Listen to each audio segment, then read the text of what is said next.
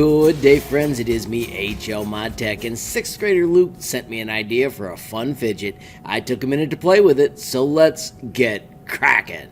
Alright friends, so this is the design that was sent to me. It is a tiny cube, about 2 centimeters, with a sphere and a peg, and it will just wiggle in place. Now his idea had a keychain right here, and he had the ball totally floating, but you can see it's kind of close to touching the edges. So I was worried about it not working. So friends, this is my mod. If we hit T for transparent, I cut out a hole, I put a pin to hold the ball in place, and then I added a key ring right here. Friends, are you ready for this? It actually works. Now, one upgrade, I made that pin so it actually fits the bottom exactly. If you need to remove it, you may be able to, but I have found that with just a little bit of wiggling, we can snap it off, and you have got a cute, tiny little fun fidget that prints in about 20 to 25 minutes. How fun is that? Alright friends, so let's assemble our own. First thing you do is bring out a cube. It is already 20 on a side. I just want you to take the radius. I want you to make it 4 and press enter. That gets us the fun shape of the cube. The next thing I want you to do is to bring out a sphere.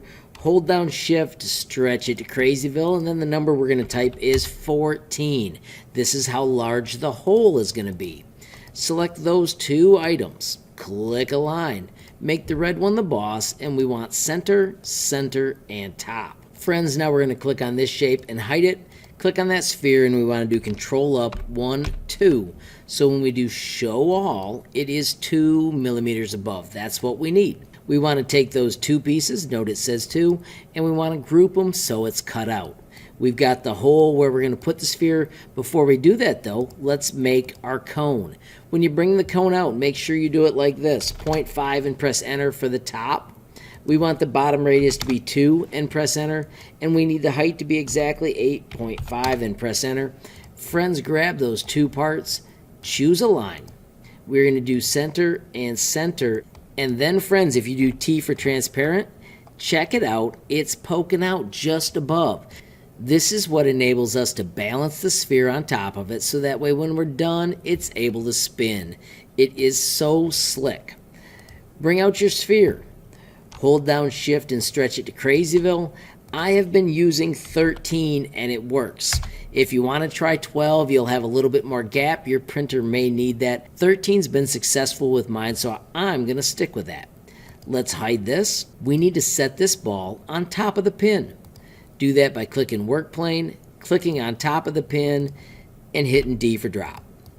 Now we can grab those two. I'm going to do shift select, and I'm going to choose a line, and we need that purple cone to be the boss. So now friends, when this prints, this will print up and out around the shape. If we hit show all, you can now see, because this is transparent, that there is a gap and that sphere will be totally floating once we wiggle it and break it off that little tab. Friends, it's time to add the post. We're going to do that with a cylinder. Hold down shift and we're going to stretch it and type 3 and press enter. That'll be the size of the pin. I do want you to lift it up so it's 5 high. You can type that number if you have to. And then we're going to use a sphere on top of it. Friends, when you bring this sphere out, hold down shift and I want you to shrink it down and type 5 and press enter. We're going to then flatten it, so instead of 5, it becomes 3. Select those two, click Align, make the cylinder the boss, and do center, center, and top. Notice you do have to click on your cylinder and do Control up so that it pops out the way you want, but that, my friends, is going to be our little part. Let's select both of those and do Control G to group, or you can hit the group button, then hold down shift and click on our blue sphere. Click Align, make the sphere the boss, and we need it to be at the top, middle, and middle. You can see it is just barely poking out. Remember, we made it 5 millimeters high, so if we do 4 millimeters up, Control up 1, 2, 3, 4, it is poking up far enough to be useful. You can tell also it's going to be sturdy. You'll notice I made it a little larger. I think that's going to help us in the end. Now friends, we need to add the keychain hole. Check this out. Go down to shape generators. If you have not made it a favorite, please do so because it's super handy. And all we're going to do is change the outer pipe width to 5 and press enter. That makes it so it's a solid pipe. You can see that. We're going to make it a hole. We're going to go down to the lead in and make it 2 and press enter. And the lead out also needs to be 2 and press enter. Now we can bring it over here to this spot. And then, friends, I like to rotate this 22.5 degrees so it's poking through at a cool angle. Look at it from both sides to make sure that it's really going to fit. I'm going to push that back one more. And that, my friends, is pretty spiffy. Let's hold down shift and group those two. So we grab the red cube and the hole. You can see that cuts through absolutely perfect.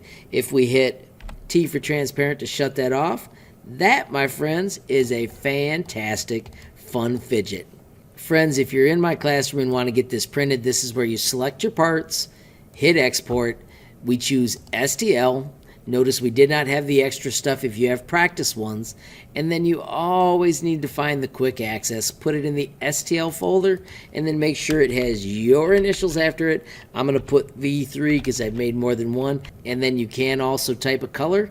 And I'll try and get the color if I have it available. Friends, I got to give a quick shout out to Luke. Great idea, dude, and it's been a blast working with you to get it to print correctly. Friends, of course, if you enjoyed this video, please give it a like. Please also hit that share button so more people can learn about HLModTech. Of course, if you got a question, comment, or suggestion, add it down below. And if you haven't subscribed yet, what are you waiting for? Smash that subscribe button. And last but not least, hit that notification bell if you want to be the first to know when there's a brand new video from me, HLModTech. Thanks for watching. Have a great day.